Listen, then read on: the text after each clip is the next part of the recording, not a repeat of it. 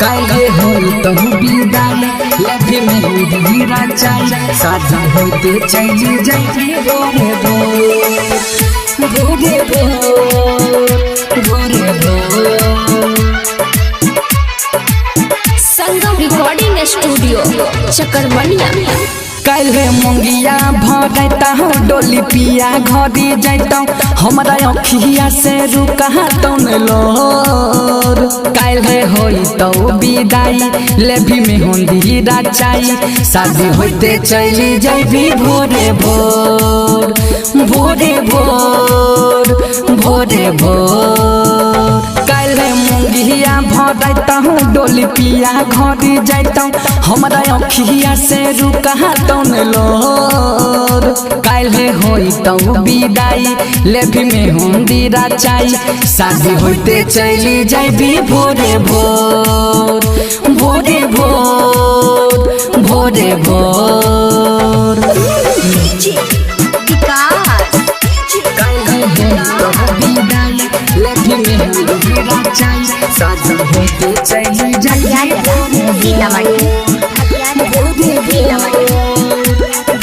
Singing boy सागर दलही जे दिल में गम के बोझा उठ गेलौ विश्वास गे उठ गेलौ विश्वास गे हो दलही जे दिल में गम के बोझा उठ गेलौ विश्वास गे।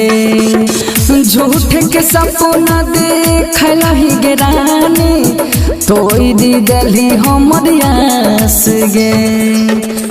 तोड़ी जैभी हमर दिल जियल होते मुश्किल प्यार में बनाई देले है कमजोर।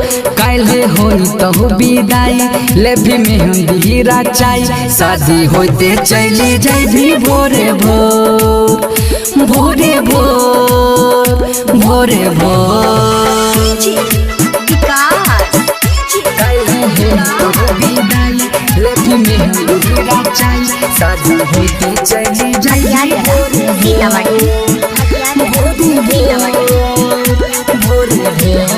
रिकॉर्डिंग बाय दुर्गेश जी। करै छियौ प्यार के सोना जीवौ नहीं तोरा बिना गे जीवौ नहीं तोरा बिना गे। करै छियौ प्यार के सोना जीवौ नहीं तोरा बिना गे। चली जाबी छोड़ के हमारा के पगली सारी बिहाउती पहिन गे। कहौ सागर सुमन सुबोध के बन भी दुल्हन दिल बनाई तो ले लही कठोर।